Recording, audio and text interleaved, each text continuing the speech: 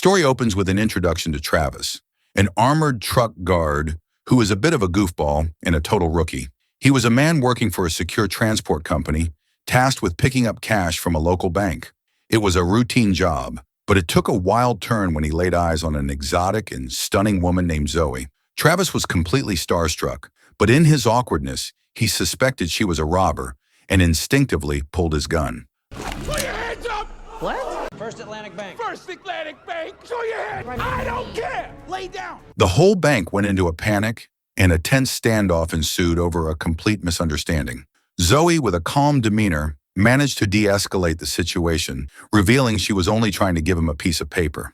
It was a scrap with her phone number on it, giving him the green light for a guaranteed good time, which he stupidly ruined. Travis was a total mess, completely embarrassed by his own blunders. That evening, wanting to make up for his ridiculous behavior, Travis took Zoe out for dinner. It was his first real date, and he was clearly flustered and awkward. But Zoe was a lot more forward. She was a total firecracker, and she kept teasing him, telling him he couldn't leave until he was in her bedroom, a line that left him speechless. The next day, we meet Russell, a seasoned and serious armored truck driver who worked for the same company as Travis. That day was his 25th wedding anniversary with his wife, Natalie, and he had promised her he'd be home early. He had planned a surprise act, deliberately took his wife's ring and made it like it had gone missing, played hero by returning it, and claimed he had found it. He couldn't wait to surprise her. However, their boss, a man named Clark, had a different plan. Russell was given a new, unexpected assignment, a 9-hour drive to a remote location. His annoyance quickly turned to rage when he found out his partner for the trip was Travis, a man Clark called a total pest. Russell didn't want any trouble, but he was stuck with the one person who was a magnet for it.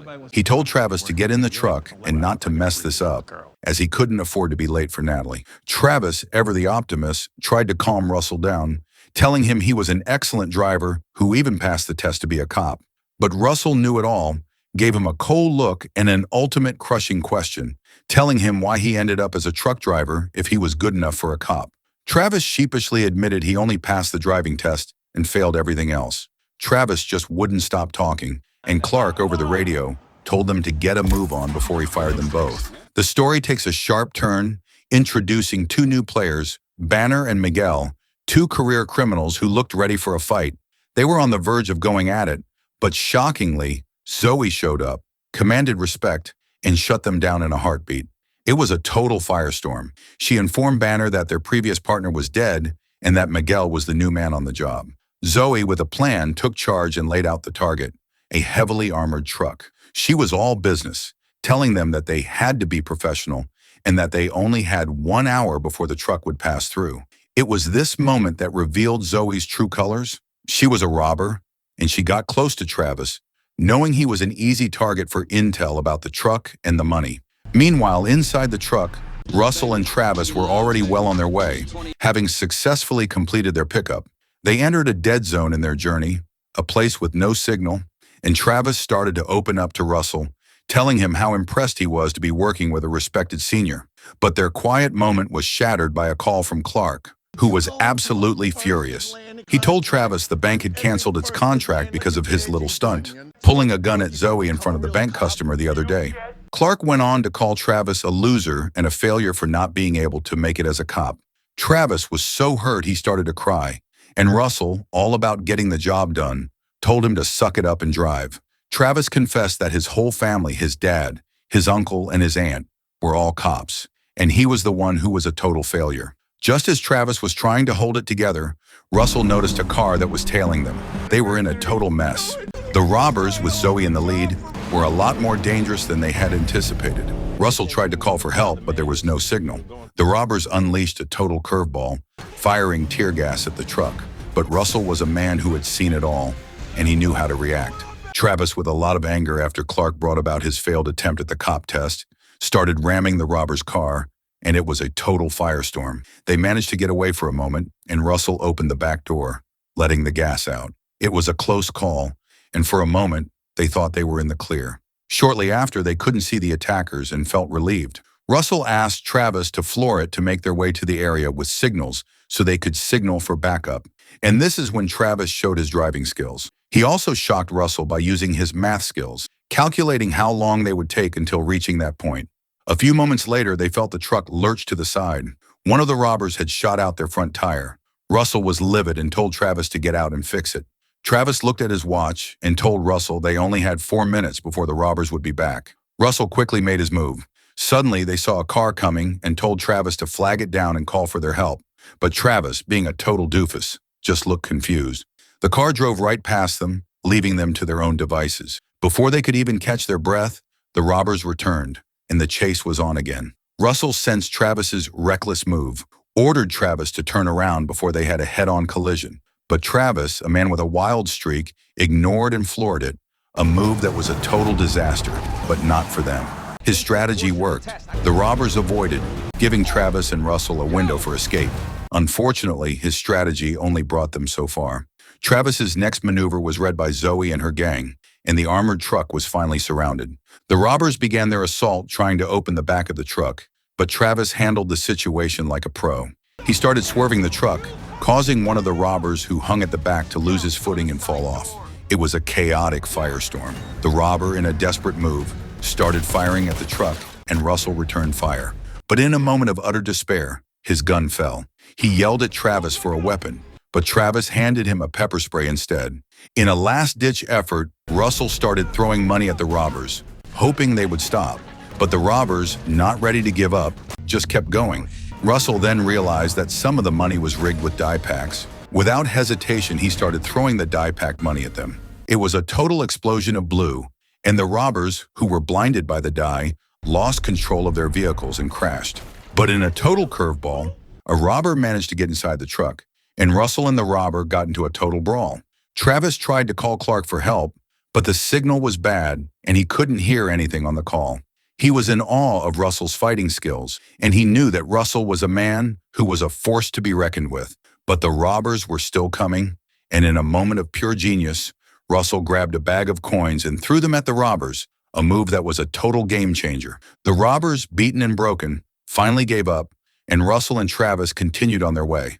They were in a state of pure bliss, thinking they were in the clear, but without their knowledge, Zoe was hiding in the back of the truck. She was not going to let them get away, and she made her point pretty clear. She took them to a warehouse, and as she took off her helmet, Travis's heart sank. He realized she had played him the whole time. Zoe immediately searched Russell and took his wedding ring. She told them she only needed the truck, a move that was a total slap in the face. She was not going to stop until she got what she wanted. She needed that for her more grand robbery plan, and even more shocking, she wanted them to be her partner. Meanwhile, in a twisted turn of events, the fate of Banner and Miguel was revealed. Their car had been totaled in the crash, but they weren't gone for good. They felt Zoe had betrayed them and wanted to get their own back on her. Just as Zoe, Russell, and Travis were getting ready for their next move, Russell's phone rang. It was his wife, Natalie, and she was in a real state. She asked him where he was and why he was ignoring her message. She told her that she had lost her ring. Russell kept his cool, telling her he was still on the clock because Clark had given him extra work. He didn't want her to worry, even though he was in a hell of a situation. Not long after, they arrived at a garage owned by Zoe's friend, a mechanic named Chop Shop. Zoe told Chop Shop that Banner and Miguel had died, and that she needed him to fix the armored truck for her next move. A few moments later, they all went to a cafe for a bite. Russell and Travis were in a daze, unable to believe they had been taken hostage by a woman they had just met. But the situation got even more chilling when Zoe showed Russell a video of her goons watching Natalie. She was a stone-cold savage, and she made it clear she would not hesitate to harm Natalie if Russell didn't play along. Zoe started eating her breakfast with gusto, while Russell and Travis just sat in stunned silence. She laid out her plan. They would pretend to be security guards for the money to be transferred and enter a casino at exactly 3:01 a.m. to steal the cash there. Zoe explained that they had to be on time because the real guards would be there right after them. The cash was a staggering $60 million, a fortune beyond belief. She told them not to worry because they had an inside man. But Russell was not convinced. He told her it was a suicide mission and they were going to get shot. Zoe just smiled and told him that, as long as they followed her orders, they would be fine. Not long after, Zoe tied Russell with a zip tie and took Travis to the bathroom. Travis, who was goofy and naive, was excited, thinking he was going to get lucky again. But Zoe just wanted to swap clothes. They returned to the table only to find that Russell was gone. Zoe was panicking, but just as she and Travis were about to leave, Russell appeared, a gun in his hand. He told Travis to take the gun and shoot Zoe. But in a shocking betrayal, Travis gave the gun back to Zoe. Russell flew into a rage and started hitting Travis. Give me the gun. What are you doing? Yes! No, I'm not! Yes, you are! You're the inside man? Oh, trying to in on it. Zoe looked at Russell and said that Travis wasn't an idiot. He had simply been outplayed by her genius. A moment later, they were back on the road in a modified vehicle, a dead ringer for the armored truck supposed to deliver the money from the casino. Russell was in the driver's seat, seething over the fact that Travis had been played by Zoe. Meanwhile, at Chop Shop's garage, a grim scene was unfolding. Banner and Miguel, who had survived the crash, came looking for revenge. They confronted Chop Shop, who was stunned to see them alive, asking about Zoe's whereabouts. When he refused to give up Zoe's location, Banner didn't hesitate. He finished Chop Shop off. Back in the truck, Zoe bound Travis with zip ties, afraid his goofiness would bring her bad luck for the mission. He was a mess, heartbroken that the woman he had feelings for was a criminal. But Zoe told him they could still run away together after the heist. Russell told Travis not to fall for her tricks. In a moment of vulnerability, Zoe revealed her true motive. Years ago, her father, a security guard at that very casino, had sacrificed his life to save his co-workers by locking himself in a vault that had no oxygen. But instead of being hailed as a hero, he was blamed for the entire disaster. Zoe's mission was to clear his name and take every cent as a way of getting revenge. Not long after, as Zoe, Russell, and Travis were waiting in the truck, they were shocked by Natalie, mad as ever, banging on their window. She tracked Russell with the Find My Phone app, and she made it clear she wasn't having anything her husband was about to say, suspecting he was doing some shady business with another woman in the back, Zoe. He forced her way inside the truck and demanded an explanation. Cornered, Russell revealed the truth. He had been held hostage by Zoe. After a bit of a situation with Natalie, which they managed to handle, they made their way inside the casino and were a few minutes early, which made the security guard suspicious. But Zoe's inside man, the security staff, smoothed things over, and they got into the basement. Zoe and Russell headed for the vault, but Zoe's insider looked at Zoe, bewildered. He asked her why she brought others, especially since they were about to pull off a much bigger heist. They then got to the vault, but they were stopped in their tracks by a group of mobsters who were taking photos with a bunch of women on a pile of money. Thinking fast, Zoe caused a diversion, convincing the mobster to pick a fight with a rival. The mobster and his crew left in fury, ready for a brawl, and that gave Zoe the chance to get the money. Just as they were about to grab the cash, the casino manager showed up and recognized Zoe. He told her that her father was a hero and apologized for the way the casino had treated him. They stayed on the plan. They put the money in the truck with the help of guards from the casino, but because Natalie and Travis were inside the truck, they took over the job so the guards wouldn't see what was inside the truck. They were about to go back outside when the real armored truck arrived. Russell floored it and took off, hearing the wail of sirens behind him. But it was just a patrol car, and they made it out safely. Moments later, they arrived at an old warehouse where Zoe had a getaway car stashed away. But just as they thought they were in the clear, Banner and Miguel, the two crooks they thought were gone for good, appeared out of nowhere and hit the truck from the side.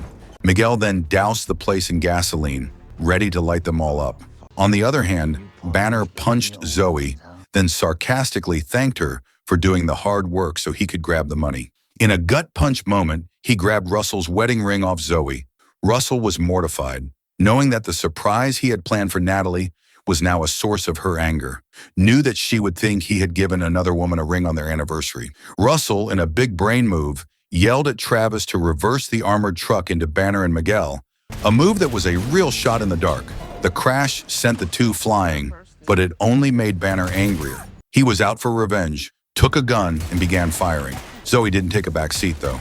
She attacked Banner and snagged a gun.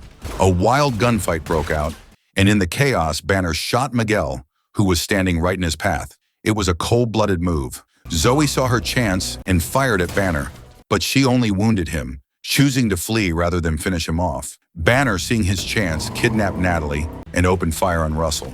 The shots hit Russell square in the chest, but he was protected by a bulletproof vest. The chase was on. Zoe and Banner were in a furious pursuit over the money, which was still in the trunk of the car Zoe drove. Russell and Travis followed them with the armored truck, but they were also being chased by the cops.